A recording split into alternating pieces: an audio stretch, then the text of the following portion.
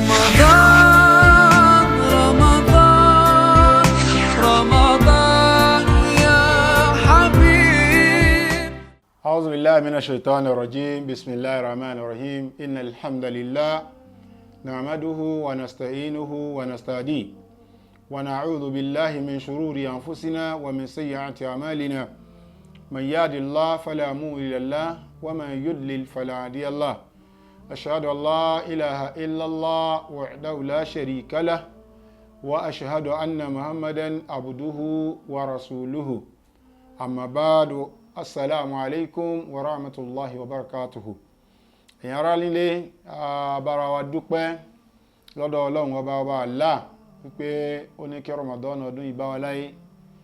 Ó wá bá wa láyé náà látó wá ń bá lọ wẹ́rẹ́. Ọlọ́run tó wá kádàrá nínú àánú rẹ̀. Ó ní wípé kí a jọ bẹ̀rẹ̀ ká sì máa bá lọ. Àwa wà nínú ẹni tí ń palẹ̀ mọ́ pé Ramadan máa ti dá méjì, Ramadan máa ń lọ parí. Bí Ọlọ́run bá lè kí ọlá kó má ṣàjẹ́ kí ẹ̀mí ẹwọ́ parí àwẹ̀ náà. Àtọrọ ìkẹ́ àti ìgẹ́ Ọlọ́run fún aláyé lọ́run Ànábì Muhammad sallallahu alaihi wasallam àtàwọn ará ilé àtàwọn sọ̀hábà ìkírọ̀mù lápapọ̀ wọn ridwanullahi alaihim ajma'in. Àtẹnìkọ̀ọ̀kan wa náà ta dúró ti ẹ̀sìn ta ní ìgbàgbọ́ pé Ọlọ́run lọ́lọ́run, kò pé méjì, kò lórogún, kò lọ́bàkan, kò lálàfiwé, kò lálàfijọ, kò bímọ ẹnìkan ò sì bí. Ìkẹ́ Ọlọ́run kó má ṣà máa bẹ́nìkọ̀ọ̀kan wa gbé. Pẹ̀lú ògo Ọlọ́run lè ní ìntàmà yẹ̀wò òun náà ni at-talaq, èyí tá a mọ̀ sí ìkọra ẹni sílẹ̀, ìpínyà láàrin ọkọ àtìyàwó. Àwọn tí wọ́n ti jọ bẹ̀rẹ̀, tí wọ́n fìfẹ́ bẹ̀rẹ̀, tí wọ́n wà dédé àárín kan, tí wọ́n pa àwọn òṣè mọ́, tí wọ́n pé kóníkálùkù máa bá tiẹ̀ lọ, pé bọ́wọ́ bá ṣe sán kéèyàn ká lórí. Kí ni tó lè fà á? Ojú wo ni Islam fi wò ó? Ìhà wo ni Islam kọ sí? Kí ni tó ń fa ìkọrẹni sílẹ̀? Ọgbọ́n wo la wá lè dá sí tó fi jẹ́ pé a gbìyànjú láti lè dẹ́kun rẹ̀? How do we minimize it to the barest minimum? Eléyìí ni àwọn nǹkan tí yóò wù wá pé níwọ̀nba àsìkò tá a ní kájọ yẹ̀wò ní èní. Alákọ̀ọ́kọ́ òun náà ni pé kí Mùsùlùmí lọ mọ̀ wípé nínú tọ́lọ́run fààyè gbà tó ṣe lẹ́tọ̀ọ́ àmọ́ tọ́lọ́run kórìíra, tínú Ọlọ́run èé dùn sí, tí ò tẹ́lọ́run lọ́rùn, àmọ́ fààyè gbà nítorí pé ó mọ̀ péré ó mọ̀ wáyé kó sì má wàá lọ di nǹkan ńlá sí wa lọ́rùn wípé a sì ti wá bẹ̀rẹ̀ kíní a sì gbọ́dọ̀ dá dúró, tí èèyàn wà máa fara da ìnira àbí nǹkan tó lè fa kẹ́mi ó bọ́ tí wọ́n wà máa fara dà nínú ìgbéyàwó. Ànábì wa Muhammad sallallahu alaihi wasallam nínú hadith tí Abdullahi ọmọ Umar tó gbà wá kọ́lọ́mbà yọ́nú sáwọn méjèèjì, ó ní abghadul halal inda Allah at-talaq. Ó ní ẹ̀rí tí Ọlọ́run kórìíra sí jùlọ tó sì jẹ́ wípé n tó ṣe lẹ́tọ̀ọ́ ni olóhùn náà ni kí ọkọ àti ìyàwó kí wọ́n kọra wọn lẹ̀, kí wọ́n láwọn ò ṣe mọ́. Ẹ wá rí ìkọra ẹni sílẹ̀ yìí ó ní pele oríṣiríṣi ni. Alákọ̀ọ́kọ́ nínú pele rẹ̀ nírú ìtàwọn èèyàn máa ń ṣe, alákọ̀ọ́kọ́ ẹ̀ ni at-talaqu raj'i. At-talaqu raj'i yìí òun lolóyìnbó ń pè ní revocable divorce. Ó túmọ̀ sí wípé ìkọra ẹni sílẹ̀ tó ṣe wípé kò tí ì fẹsẹ̀ múlẹ̀ tí èèyàn lè padà lẹ́yìn ẹ̀ pé ọ̀dà náà mi sọ bẹ́ẹ̀ mọ́, bóyá wọ́n bá wa dá sí ni o, bóyá bínú àbí nǹkan kan tí ń bẹ lára ọkọ àbí ara ìyàwó tó fi sọ pé òun ò ṣe mọ́ tẹ́lẹ̀ ni o, tó ṣàpadà wá di wípé wọ́n wá gbà padà láti máa fẹ́ra wọn. Eléyìí gbọ́dọ̀ jẹ́ wípé gbólóhùn pé mo kọ̀ ẹ́ lẹ̀ kò gbọ́dọ̀ tí ì jáde ju ẹ̀ẹ̀mejì lọ pọ̀ jù lọ́dọ̀ ọkọ. Anti-tolic, ó ti dẹni mo kọ̀ ọ́ lẹ̀. Bó wá ti lé mọ́kùnrin wí lẹ́ẹ̀mẹ́ta, ìyẹn ṣe talaq raj'i yìí mọ́, kò ṣe dá padà, is not revocable, kò ṣe dá padà mọ́. Yóò lo òfin bí yóò bá ti dá padà, àwọn òfin ńlá kan wà tọ́lọ́run gbé kalẹ̀ tá padà mọ́ débẹ̀. Ẹlẹ́ẹ̀kejì ni talaqu ba'in. Talaqu ba'in Ọlọ́run bá lékè ọlá nínú àyá al-Qur'an Suratu Nisa àyá 34, ibi tọ́lọ́run ti ń sọ̀rọ̀ àwọn ojúṣe ọkọ àtìyàwó nínú ilé. Ba'da a'udhu billahi minash shaitani rajim, bismillahir rahmanir rahim. Ọlọ́run sọ fún ìṣẹ́lá Muhammad sallallahu alaihi wasallam, ó ní ìrẹ́ Muhammad lọ sọ fún wọn pé ar-rijalu qawwamuna 'ala an-nisa. Ó ní nínú ilé nígbésí ayé tán jọ fẹ́ bẹ̀rẹ̀ lọ́kọ àtìyàwó tuntun yìí, jẹ́ kán mọ̀ pé ọkọ òun láláṣẹ inú ilé, ọkọ òun lolórí inú ilé, ọkọ òun ni ẹni tá a kó àṣẹ àtijọba nínú ilé ìlé lọ́wọ́. Kì í ṣe wípé bóyá obìnrin wà inferior, kóbìnrin ò jámọ́ kankan lọ́dọ̀ Ọlọ́run, irọ́ o. Àti rádìsà Ànábì wa Muhammad sallallahu alaihi wasallam tó sọ fún wa wípé tí wọ́n bá rí èèyàn méjì mẹ́ta tẹ́ bá jọ ń ṣèrìn àjò lọ, ẹ̀yin nìkan ló lórí. Ẹni tẹ́ èèyàn ló lórí yẹn tó bá ti di pé ọ̀rọ̀ bá fẹ́ pín sí méjì pín sí mẹ́ta, irú ẹni yẹn ni ẹ máa darí ọ̀rọ̀ sọ́dọ̀ ẹ pé àmírù wa kílẹ̀ wí o. Òun náà lọ́lọ́run kọ́ wa lẹ́kọ̀ọ́ rẹ̀ nínú ilé pé olórí ni ọkọ, káwá wà nínú ilé ká ní equal right lájọ ní. Eléyìí wà lára tí máa dá wàhálà alẹ̀ tá padà débẹ̀. Equal right kò yẹ pé right lẹ̀ ní, oníkálukú ní right tiẹ̀ bó ṣe ní responsibility tiẹ̀ àti duty tiẹ̀ nínú ilé. Àmọ́ pé olórí nínú ilé tẹ́ padà wá gbé ọ̀rọ̀ tẹ́ padà pa ogun ẹ̀ tí pé dádì kílẹ̀ wí o, kílẹ̀ wí o, Ọlọ́run lọ́kùnrin ni. Ó wá fún wa nídìí, ó níbi bima faddalallahu ba'dahum ala ba'd, ohun Ọlọ́run kó kàn sọkùnrin bẹ́ẹ̀. Wa bima anfaqu min amwalihim, ọkùnrin ní ó lọ sí làálàá kòókòó jẹ́ ọjà ní ó ṣe wàhálà, ní ó kọ́rọ̀ jọ, òun ní àgbálé, yóò raṣọ, yóò ṣètò oúnjẹ, gbogbo nǹkan tó ń jẹ́ ìnáwó inú ilé, ànáfàpọ̀, ọ̀rùn ọkùnrin ló wà, lórí ìyàwó, lórí àwọn ọmọ, ọ̀rùn ẹ̀ ló wà. Ọlọ́run wá tẹ̀síwájú wá sọ̀rọ̀ tóbìnrin, ó ní fasalihatun dáàfẹ́ àmọ́ ọmọbìnrin rẹ̀ nínú ilé o tóun náà mójúṣe tiẹ̀, qanitatun yóò páyà Ọlọ́run, yóò bẹ̀rù Ọlọ́run, hafizatun lil ghaibi bima hafizallah. Àwọn kọ̀kọ̀ tọ́lọ́run ti wá tọ́lọ́run fún rẹ̀ ti ṣọ́ tó ti pè ń kọ̀kọ̀, òun náà gbọ́dọ̀ mójútó, ó gbọ́dọ̀ pè ń kọ̀kọ̀, ó gbọ́dọ̀ wá jẹ́ pé gbà tó tún ṣe ìyàwó tán yóò àmọ́ ti orí bẹ́ẹ̀dì ẹnìkan bọ́ sẹ́dẹ̀ ẹlòmíì lẹ́yìn tó ti lọ lé ọkọ. Eléyìí jẹ́ ojúṣe obìnrin. Ibi tá wá ń lọ, Ọlọ́run walati nushuzahunna, ó ní tẹ́ bá rí láàrin wọn, walati takhafuna nushuzahunna, tẹ́ bá ń páyà pé obìnrin ti fẹ́ máa kọjá yẹ kò gbọ́rọ̀ mọ́, fa'idhuhunna, Ọlọ́run ẹ ṣe wáàsí fún, ẹ bá sọ̀rọ̀ pé jókòó, ẹjọ́ jíròrò, mi ò láìkí bó ti ń ṣe, Ọlọ́run gan ò fẹ́ bẹ́ẹ̀, nǹkan báyìí lọ́lọ́run fẹ́. Wahjuruhunna anil madaji, ẹ̀rí Ọlọ́run wá ní orí ibùsùn ẹ̀ yàn lódì. Àsìkò tó yan orí ibùsùn ẹ̀ lódì pé bóyá nígbà tó bá rí pé òun sunú yàrá lórí bẹ́ẹ̀dì, ìwọ lọ sùn lẹ́lẹ̀ àbó lọ sunú pálọ̀ àbí yàrá mi, bóyá yóò padà sí làákàyè brain ẹ̀ ó padà sí ibi tó ń bá sọ pé ó dà pé kíní yìí mọ̀ serious lára bàbá yìí. Àsìkò tí ò fi bá ṣe mọ́ yìí, àsìkò pé wọ́n ara fira wọn lẹ̀ ni. Àmẹ́lẹ̀ yìí kọ́ kò tí ì túmọ̀ sí wípé wọ́n kọra wọn. Ẹlẹ́ẹ̀kẹta wá ní tọ́láàkù mọ̀gázàl.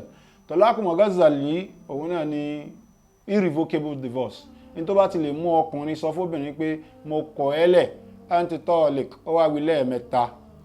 Tó bá ti lè mú sọ, irrespective of reasons tó fi sọ, wọn lóbìnrin yẹn máa wà nínú ilé ẹ̀ fóṣù mẹ́ta. Tó bá yẹ pé obìnrin tó yìí ń ṣe nǹkan oṣù yóò ṣe nǹkan oṣù mẹ́ta. Tó bá yẹ pé tí ò ṣe nǹkan oṣù mọ́ yóò wà ńbẹ̀ pẹ̀lú òǹkà oṣù tá a fi ń ka oṣù mẹ́ta nínú ilé. Lásìkò tí ó fi wà nínú ilé yìí, bọ́lá bá ní kí wọ́n ronú, bóyá èèyàn bá wọn dá sí ni, bóyá kan ni, tí wọ́n bá decide pé òkè ọ̀yà ìjà tó máa fẹ́ra wa, ṣẹ̀ríà Ìsìlámù yìí ń fàyè ẹ̀lẹ̀ fún wọn. Àmọ́ tóbìnrin bá ilé lóṣù mẹ́ta yẹn nínú ilé, tọkùnrin ń ṣagídí, tóbìnrin náà ń ṣagídí tí wọ́n wá túnṣe, ọwọ́ àfìdí pópóṣù mẹ́ta, ọwọ́ àpàdà wá sọ pé ìmọ̀ tí ó bá ń ṣọlá ìmọ̀ọ̀mù dádì wa ló ṣe dá sí, kánsẹ́lọ̀ kan ló dá sí, àbí kankan, wọn lè padà fẹ́ra wọn mọ́.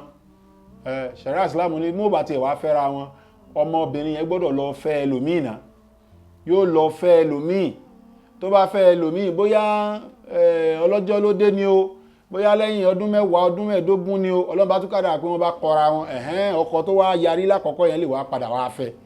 Àmọ́ ọmọbìnrin yẹn gbọ́dọ̀ fẹ́ lòmíì náà kó tó padà sílé. Eléyìí ó máa jẹ́ punishment, kábà lè mọ bó ti lágbára tó lọ́dọ̀ Ọlọ́run. Òun lọ́lọ́run fi gbé irú òfin yìí ló fi gbé kalẹ̀. Ọlọ́run sì fẹ́ ká máa fi ṣeré, kò fẹ́ ká máa fọ̀rọ̀ tọ̀lá kan kọra ẹni. Ọlọ́run fẹ́ ká máa fi dọ́wẹ́kẹ̀, Ọlọ́run fẹ́ ká máa fi wẹ́wàá kó wá jọ́rọ̀ wẹ́wàá, ká máa fi dọ́wẹ́kẹ̀, ká máa fi ṣeré. Ọlọ́run fẹ́ bẹ́ẹ̀. Ní tó serious lọ̀rọ̀ ìkọra ẹni sílẹ̀, kódà Ọlọ́run ò fẹ́, torí àwọn consequence ẹ̀, àwọn tí máa ṣẹlẹ̀ lẹ́yìn ẹ̀, tí ó sì jẹ́ pé àwọn nǹkan tí ò dáa ni. Ká wá lọ wo irú àwọn oríran ìkọra ẹni sílẹ̀ wo ló wà. In tó sábà wọ́pọ̀ ni wípé ká máa fọkàn sí wípé ọkọ òun náà ló lágbára láti sọ pé òun ò ṣe mọ́. Àmọ́ nínú Ṣẹ̀ríà Islam oríṣiríṣi ìkọra ẹni sílẹ̀ ló wà. Èyí tó gbajúmọ̀ náà ni tọ́lák. Yes, tọ́lák. eléyìí at the instance of the husband, tọkọ ìyàwó bá lóhun ò ṣe mọ́ for so many reasons, bóyá ìyàwó gbọ́rọ̀ ni, bóyá ìyàwó ń ṣe ṣìnà ni, bóyá ìyàwó òun ló mọ reason oríṣiríṣi tó bá hùn kó dé, tó sì lọ jẹ́ reason tó sọ pé ipá àwọn ò ká láti continue láti máa gbé pẹ̀lú ọmọbìnrin náà, eléyìí là ń pè ní tọ́lák. aléyìí tá ń pè ní ìlà yìí òun náà ni kéèyàn ó decide nínú ọkàn ẹ̀, kéèyàn ó sọ pé òun ó dàmúrò nínú ọkàn ẹ̀ pé òun ò ní súnmọ́yàwó òun mọ́, kéèyàn ó decide nínú ọkàn ẹ̀ pé òun ò ní súnmọ́yàwó òun mọ́, bóyá torí àwọn ìdí kan àbí míì. tó bá ti di pé wọ́n á mú eléyìí ṣe, kò sọ fún pé òun kọ̀ ó yàtọ̀ sí tọ̀láàkù o, kò sọ pé òun kọ̀, àmọ́ òun kàn ní òun ò ní súnmọ́ ẹ mọ́, òun ò ní wọ yàrá rẹ mọ́, òun ò ní ṣe kinní kan mọ́, kò sọ pé máa lọ lé bàbá rẹ mi ò fẹ́ mọ́. irú eléyìí tó bá fi lè dúró lórí ẹ̀ fóṣù mẹ́rin, eléyìí ti di ìlà. lẹ́yìn oṣù mẹ́rin yẹn obìnrin náà lẹ́tọ̀ọ́ láti tẹ̀síwájú, ìyẹn ti di tí ò ṣe padà sẹ́yìn mọ́. àtúnlé ìtànpé ní ziharu yìí ọlọ́run bá àlékí ọlá sọ nínú Al-Qur'ani Karim fún wa. ó jẹ́ àmọ́ nígbà tí arábìnrin kan nínú Suratul Mujadala, arábìnrin kan lọ bó ṣe ọlọ́run tó lọ complain wípé ọkọ òun ń fi ẹ̀yìn òun wé ti ya rẹ̀. ọlọ́run wá sọ áyà kalẹ̀ nítorí ẹ̀. gbogbo ọkùnrin tó bá ti ṣe bẹ́ẹ̀ títí tí ó fi ṣe àtúnṣe, tí ó lọ ṣàtúnṣe tó yẹ kó ṣe lórí ẹ̀, kò gbọ́dọ̀ súnmọ́bìnrin yẹn mọ́. is a type of divorce. lásìkò yẹn alẹ́ yìí táwọn wá ń pè ní khulu'. ìṣẹ̀rí khulu' yìí òun ni at-talaq at the instance of the woman. kóbìnrin fúnra rẹ̀ bóyá látara pé lẹ́yìn tó fẹ́ ọkọ ẹ̀ ó padà rí wípé gbogbo àwọn ọ̀rọ̀ tọ́kọ ti sọ fóun, ó padà rí pé irọ́ ni, wá lóun ò ṣe mọ́. bóyá gbà tó fẹ́ ó rí pé sexually ọkọ ò lè satisfy òun, ó sì pé tóun bá ń ba lọ báyìí òun ò gbádùn bá lò pọ̀, ó sì lè fẹ́ mọ́ òun kọlu òfin Ọlọ́run pẹ̀lú pé bóyá kóun máa lọ ṣe ṣìnà. Sharia Islam ní ó lè seek fún divorce àtàwọn ìdí míì. bó tilẹ̀ jẹ́ pé Sharia Islam fààyè gba káfẹ́yàwó méjì, káfẹ́ mẹ́ta, káfẹ́ mẹ́rin tí ò gbọ́dọ̀ ju mẹ́rin lọ. bí Sharia Islam ṣe fààyè gba tabárọ́kùnrin tó ti dánu fóbìnrin, ògbórí obìnrin jẹ́jẹ́ tó ti jóbìnrin ó mọ̀ pé kò ní sẹ́lòmí lẹ́yìn rẹ̀, ìwọ ni. tí obìnrin náà sì ti jó mọ̀ pé ipá òun ò ka irú owú tí ń bẹ lára òun ò lè gba kí wọ́n fẹ́yàwó léhùn. bí ọkọ bá fẹ́yàwó lé tó bá rí pé pa òun ò ka láti continue, obìnrin fúnra ẹ̀ lè sọ pé òun fẹ́ máa lọ. tó bá rí pé bóyá ọkọ ń lu ìyàwó gbàgbàgbà lénìí gbàgbàgbà lọ́la, ìyàwó lè decide pé ẹ wá, domestic violence I can't take it, mo fẹ́ máa lọ. àtàwọn ìdí míì tó lè fẹ́ rọ̀ mọ́ individual differences and peculiarities foníkálùkù. irú àwọn nǹkan báyìí tó bá ti wáyé, obìnrin yẹn á lọ sọ pé òun ò fẹ́ mọ́, ó lè lọ kóòtù. Sharia Islam wọ́n bá ti rọra sọ pé ókè ẹ fẹ́ ra yín mọ́, àmọ́ òfin tí wọ́n rọ̀ mọ́ bí yẹn ni wípé owó tọkùnrin yẹn náà fún níjọ́ tọkùnrin náà lóun fẹ́ tó sọ obìnrin dẹ̀tọ́ fọ́kọ rẹ̀, wọ́n ní yóò dá padà. tó wáyé pé sàdáàkì ìwọ ti gba mọ́tò, ó ti wá lo mọ́tò gbó, ó lọ wá bó ti gbé mọ́tò bẹ́ẹ̀ padà fún ni o. ló fi jẹ́ pé Ànábì Muhammad sallallahu alaihi wasallam ó ní afdalu sadaq àbí khairu sadaq aitharuhunna. ó lè tó fi ń dájú ní sadaqi lè tó mọ níwọ̀n tó easy fọ́kọ láti san. ìwọ tó bá gba 5,000 jọ náà bá fẹ́ dá padà, ó ti rọrùn láti san. àmọ́ gbà bá ti fi ó gbọ́dọ̀ san 2 million, ó ti di kéèyàn fẹ́ wà enslaved. gbà tó bá rí 2 million tó lè dá padà mọ́, ó fẹ́ di dandan kó jókòó pa síbẹ̀. alẹ́ ìtàn pè ní li'an. ṣẹ́rí li'an yìí Ọlọ́run fún rẹ̀ ló gbìyànjú náà kalẹ̀ nínú Al-Qur'an. tọkùnrin bá sọ ní ìsìn wípé ìyàwó òun inú Suratu Núrù ló wà láti bí àyà 4 sí 5, tọkùnrin bá sọ wípé ìyàwó òun ṣe ṣìnà ní ìsìn, Sharia Islam ní wípé kó lọ wá ẹlẹ́rìí 4, àwọn èèyàn tó máa jẹ́rìí sí pé nígbà tí obìnrin yẹn tọkùnrin kan wá sínú ilé tí ń bá a sùn, èmi rí, tí ẹ̀rí wọn gbọ́dọ̀ yàtọ̀ síra wọn. tó wá pé obìnrin náà ló bá fi irú ẹ̀sùn bẹ́ẹ̀ kan ọkọ ẹ̀, òun náà lọ wẹ́lẹ́rìí wá. Sharia Islam wá sọ wípé ọkọ wá dé, ó ní ìyàwó mi ṣe ṣìnà, mi ò sì lè continue mọ́, I can't take it, I can't tolerate it, she has to go away, mo sì fẹ́ kọ̀ ọ́ lẹ̀. eléyìí ò ń ṣe tásẹ̀ àmọ́ dúró pé ẹ jẹ́ kóṣù mẹ́rin ó pé, torí pé wọ́n ti ní wàhálà nù ilé, tí wọ́n bá sì lọ di pé wọ́n tún jọ ń gbé pọ̀, wàhálà lè dédé bíi pé wọ́n para wọn, ó ṣera wọn léṣe tí ó wàá di ọ̀ràn. irú nǹkan báyìí ó ti mú jà lọ́wọ́, ó ti mú dààmú lọ́wọ́, ó ti mú wàhálà lọ́wọ́. ṣẹ̀ríà Islam sọ wípé ọkùnrin tí ò rẹ́lẹ́rìí mẹ́rin mú wá tó sì fi ẹ̀sùn ṣìnà kan ìyàwó ẹ̀ kò wá rí fídíò láyé tá a wà nísìnyí video evidence kò rí mú wá, irú ọkùnrin bẹ́ẹ̀ wọ́n ní yóò wá sọ lẹ́ẹ̀mẹ́rin wípé ìyàwó mi ó ń ṣe ṣìnà, ó dá mi lójú, yóò máa fọlọ́n búra pé ìyàwó òun ń ṣe ṣìnà, yóò máa sọ bẹ́ẹ̀. tó bá ti sọ pé ẹ̀mẹ́rin, ṣẹ̀ríà Islam wá sọ wípé wal khamisatu anna la'natallahi alayhi in kana minal kadhibin. ẹlẹ́ẹ̀karùn tí ó wà wí yóò pé tó bá pé irọ́ lòun ń pa o, ibi dandan Ọlọ́run kó máa bà lórí òun. tọkùnrin bá ti lè sọ eléyìí wípé òótọ́ tóun ń sọ ni wípé ìyàwó òun ṣe ṣìnà, tó wá sọ lẹ́ẹ̀mẹ́rin, tó wá wí ẹlẹ́ẹ̀karùn wípé tó bá jẹ́ pé irọ́ lòun pa, kí bínú Ọlọ́run sọ̀kalẹ̀ lóhun lórí. ṣẹ̀ríà Islam lẹ́sẹ̀kẹsẹ̀ yẹn ẹ̀yà wọ́n, oníkálukú máa bá tiẹ̀ lọ. bí bá tiẹ̀ lọ yìí, torí pé èpè tó ṣẹ́ níjọ́ tí èpè yẹn bá máa sọ̀kalẹ̀, tó bá pé irọ́ ló ń pa, tó pé ó ti róbìn kan ta tó tún wùn, tí yẹn ti wá sọ fún wípé nígbà fẹ́ ọ gbọ́dọ̀ mú ẹ̀mí gbọ́dọ̀ báyà lé ńlé o, tó wá fẹ́ tìtorí ẹ̀ lóbìnrin jáde, wàhálà wa tí bínú Ọlọ́run bá wá dé, obìnrin tí ò ṣe ṣìnà tó parọ́ ṣìnà mọ́ kò ní jẹ́ ńbẹ̀, kò ní jẹ́ nù ìyá yẹn. eléyìí jẹ́ àwọn oríṣiríṣi ṣìnà tó wà. bẹ́ẹ̀ náà la rí fásìkì yẹn kóòtù ni, ẹ wá di pé lónìí wọ́n lura wọn, wọ́n á pa àwọn yanjú ẹ̀, wọ́n lura wọn lọ́la, tí ẹni tá a pè ní kọ́ọ́dí adájọ́ tó bá ti padà wo ẹjọ́ àwọn méjèèjì pé àwọn eléyìí ò lè bára wọn continue, wọ́n kàn para wọn jọ kan ni, adájọ́ lẹ́tọ̀ọ́ láti sọ pé ó yá ẹ kọra yín. adájọ́ lẹ́tọ̀ọ́ ẹ̀ láti sọ pé kóníkálukú máa lọ. ẹ̀rí láti wá kọra ẹni yìí, láti wá kọra ẹni, ó ní àwọn tí òfin tí ó fẹsẹ̀ rẹ̀ rinlẹ̀. alákọ̀ọ́kọ́ ni wípé ọkùnrin tí ó sọ pé òun kọ ìyàwó, ó gbọ́dọ̀ jẹ́ pé ó wà in a sound mind, ó gbọ́dọ̀ jẹ́ pé ẹni tó lálàáfíà, tó gbádùn, tí ó ṣe pé gbà tó ti mu ògógóró, ó ti mu ọtí yó, ti fagbó ló wá ń sọ bẹ́ẹ̀, tójú ó wà dá tán tí a pé ìwí bẹ́ẹ̀, wọ́n pè àló wí, wọ́n tún máa fi fídíò wọ́n pé àwọn lòun sọ eléyìí. ìyẹn gbọ́dọ̀ wà ní sound mind ẹ̀. ẹlẹ́ẹ̀kejì òun náà ni wípé kò gbọ́dọ̀ jẹ́ pé wọ́n mú ní dandan, it must not be by coercion, it must not be by force. kan wá fìbọn síyàn lórí wípé sọ pé ò fẹ́ mọ́ kinní kan, kódà bó sọ lẹ́ẹ̀mẹ́wàá, tọ́láàkì yóò fẹsẹ̀ rinlẹ̀, torí pé wọ́n mú ní dandan láti sọ ni. ẹlẹ́ẹ̀kẹta ni pé àwọn formalities tó fi hàn sí gbé kalẹ̀ tí mo sọ lẹ́ẹ̀kan, gbóbìnrin á lóṣù mẹ́rin ní oṣù mẹ́ta nínú ilé, gbogbo àwọn formalities tó fi hàn sí gbé kalẹ̀ yẹn wọ́n gbọ́dọ̀ tẹ̀lé. àmọ́ eléyìí ò sí láyé nìsín, ọ̀pọ̀lọpọ̀ wọn bá ti kọra wọn báyìí yóò kó ẹrù rẹ̀, yóò dà títì, yóò dà gọ́tà ni.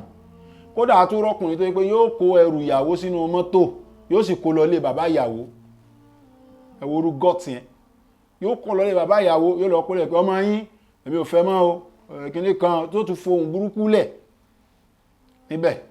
eléyìí nǹkan ṣẹ̀ríà Islam ò fàyè gbà. We must follow the formalities, gbogbo àwọn rules tí ṣẹ̀ríà Islam ti gbé kalẹ̀ a gbọ́dọ̀ ṣe. dẹ́nẹ́ ẹlẹ́ẹ̀kẹrin tó jẹ́ àwọn nǹkan tó fẹsẹ̀ tọ́lák tí ó fẹsẹ̀ rinlẹ̀, it must be in straight terms. èèyàn gbọ́dọ̀ máa fi ọ̀rọ̀ wẹ́ọ́rọ̀ yóò wáyé pé kinní kan ẹnìkan wá kọ ẹnìkan lánàá, irú ìwà tẹ́nìkan dẹ̀ wù lánàá tán fi kọ́ òun náà nìwọ náà tún wù yìí, kó wá di pé mo ti sọ pé mo kọ́ ó sọ pé ó kọ́. o gbọ́dọ̀ wí in straight terms, lédè tíyàwó gbọ́, o gbọ́dọ̀ sọ. àwọn àfáà fúnra wọn lọ́rọ̀ sọ lórí ẹ̀ pé ṣé èèyàn lè kéèyàn send letter, kéèyàn send letter sóbìnrin àbí text message sóbìnrin pé mo kọ̀ ẹ́. ní tó wá wà níbi yẹn ni wípé tó bá yẹ pé ọ̀tọ̀ lẹ́ni tó send letter ńkọ́, àbá àti ìrírú ẹ̀ rí. tó bá yẹ pé ọ̀tọ̀ lẹ́ni tó fi fóònù èèyàn, tó dọ́gbọ́n mú fóònù èèyàn tó fi send message ńkọ́, irọ́.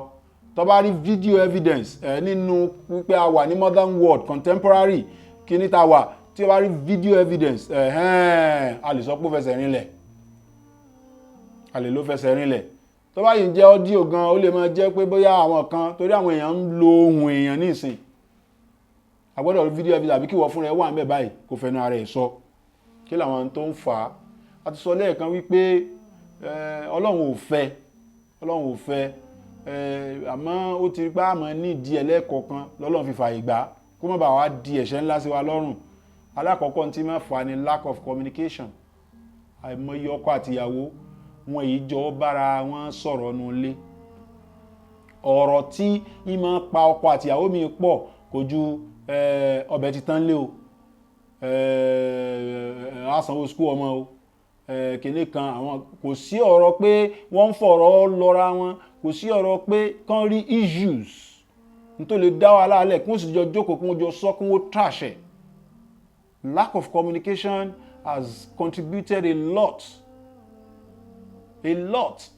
torí pé ìgbà tán bá padà kọra wọn tí wàhálà bá ti ṣẹlẹ̀ tán lẹ́lòmíì máa padà wò pé àdẹ̀gbọ́ra wa yé ni o, ọ̀rọ̀ tá a sọ àṣàwàlà understand ara wa. So communication is key tó bá ti rí pé a fẹ́ kí a máa jọ gbé pọ̀.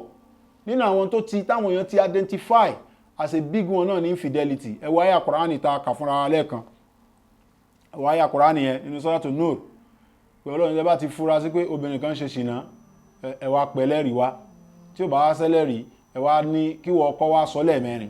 So infidelity ó lójú ẹni tí ó ka yàwó ẹ̀ mọ́, tí ó ka ọkùnrin mọ́ yàwó ẹ̀ lórí, láìsí pé bóyá ẹni tí wọ́n ti kó brain ẹ̀ kúò, tí ó wà pé kò sí nǹkan kan ẹ má ṣe ti yín o, tí ó wà lóhun fẹ́ lọ.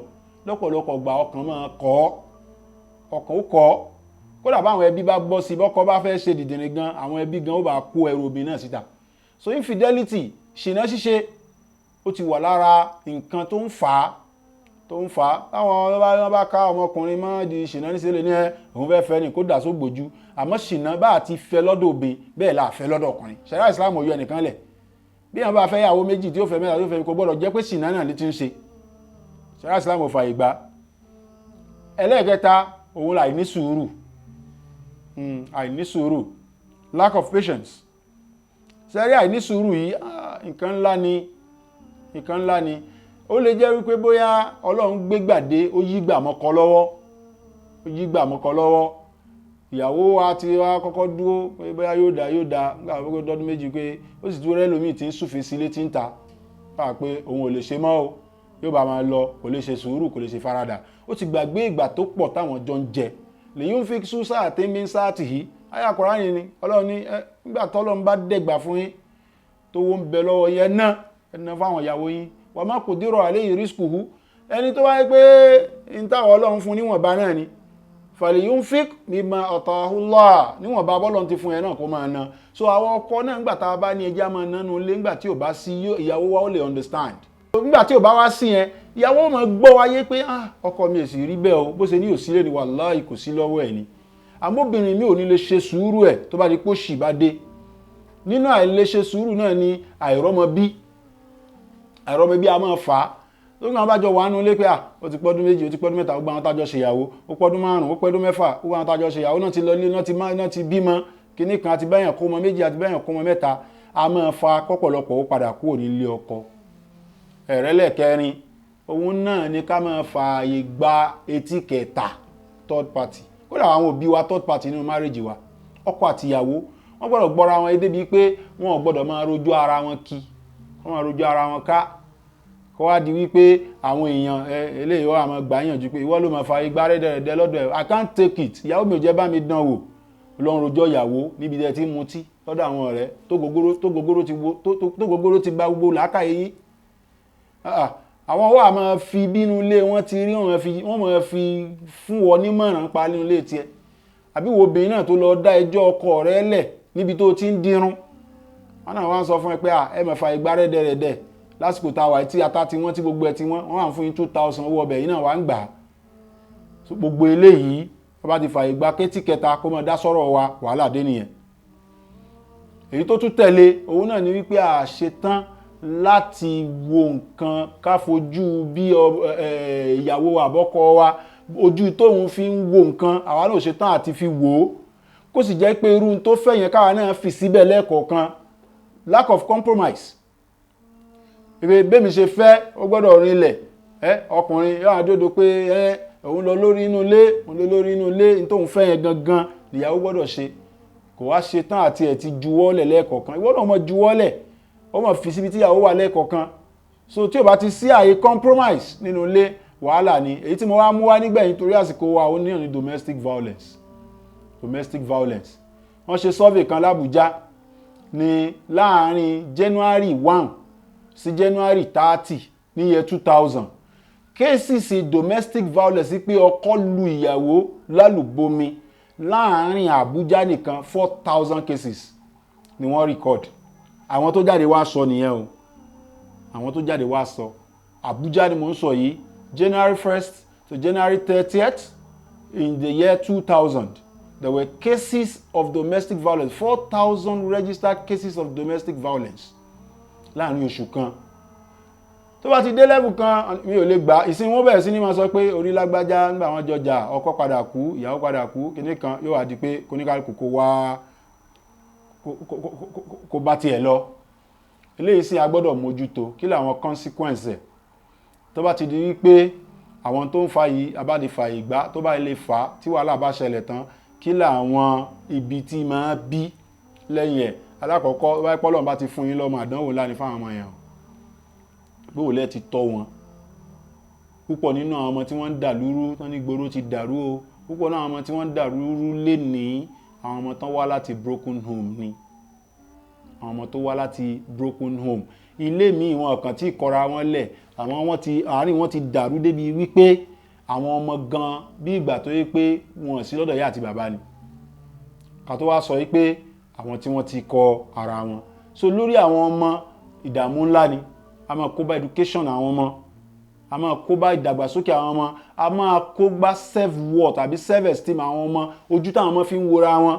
Tán bá wà láwùjọ, táwọn bá wà láwùjọ tán rí ìyá àti bàbá kan bí wọ́n yẹ mójú táwọn ọmọ bóyá nílé ìwé, inú tí wọ́n ó máa bàjẹ́ pé àwọn ò rí ìyá, àwọn ò rí bàbá. Lọ́pọ̀lọpọ̀ ọgbà ní màmí ọ̀dọ̀ ìyá àgbà wọ́n padà lọ sọmọ sí, kò wá ní rámójútó tìgbàlódé irú èyí tó yẹ kó ní.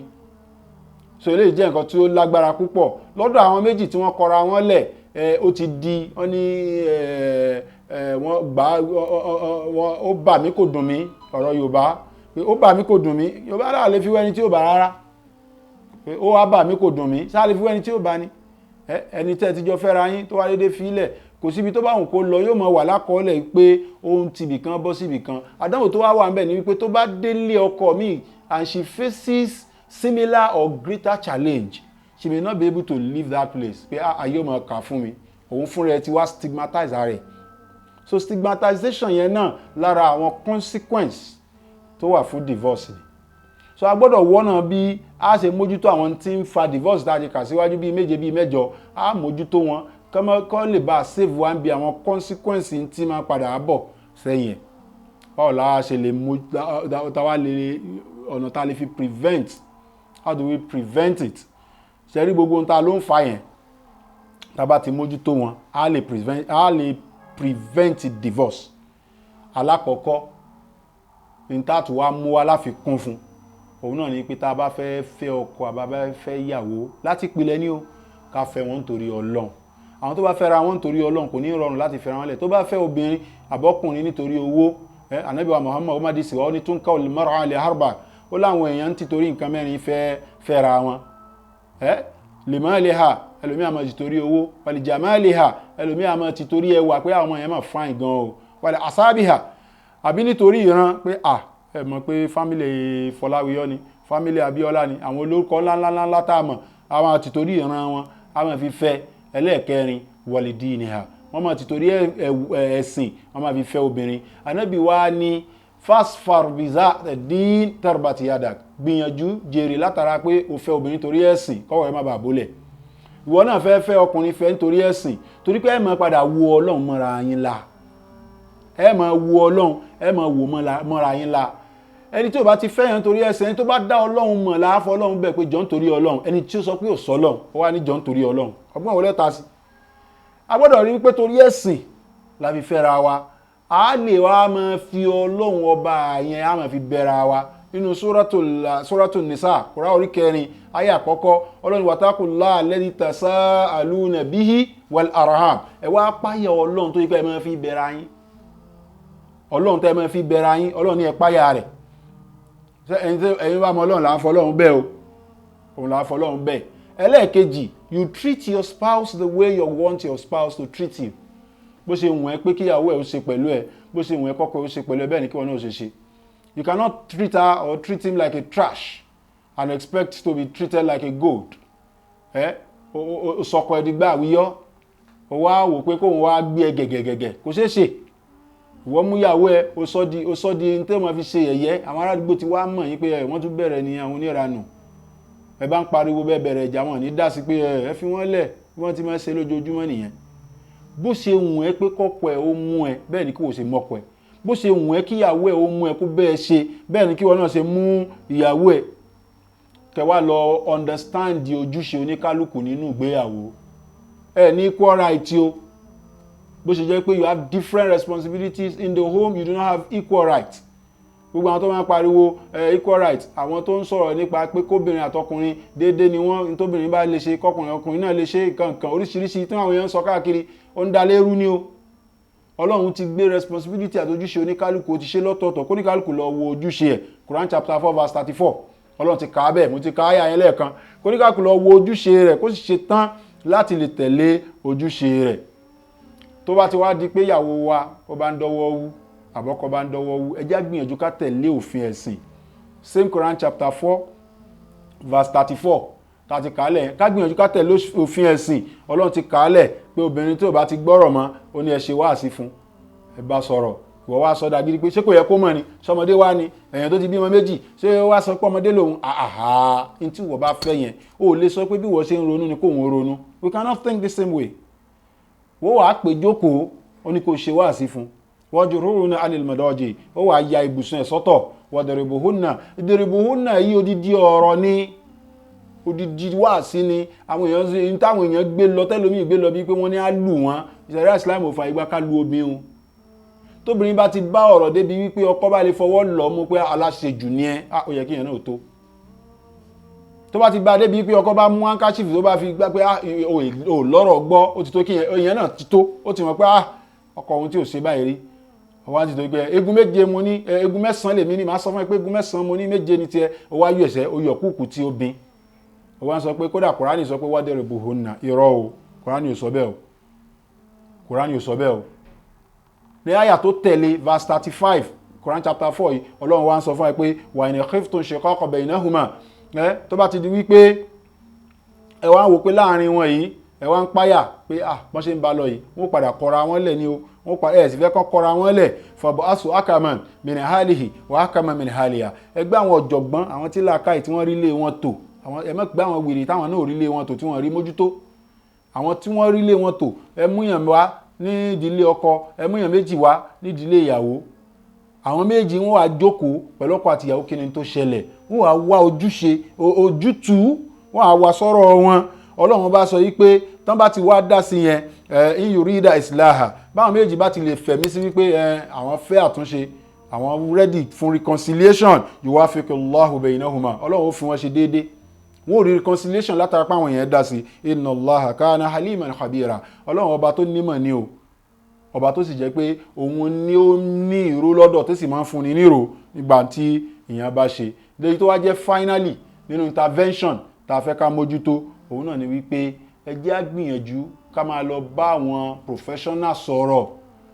Tí wàhálà bá ń ṣẹlẹ̀ nílé wa tá a rójú tó, talk to a counselor. Nígbà míì in tó lè fẹ́ di ariwo, tó lè di wàhálà, ẹ bá ti lọ bá ẹni tẹ́ ẹ mọ̀ yí pé professional ni. Ẹ̀rọ pé mo ti sọ lẹ́ẹ̀kan pé ní tó máa ń fa wàhálà òun ni pé ká máa fọ̀rọ̀ lọ rẹ. You don't go to your friends, you don't go to relatives, you don't go to family. Go to a neutral person that is a professional, trained professionally to handle such situation. Irú ẹni bẹ́ẹ̀ yẹn á lè pè ẹ́, á pé kí ló ń ṣẹlẹ̀, á pè ọkọ, kí ló ń ṣẹlẹ̀, oníkálukú wọn ó jọ sọ tó ń ṣẹlẹ̀, ó sì wá ọ̀nà àti wá ojútùú sí.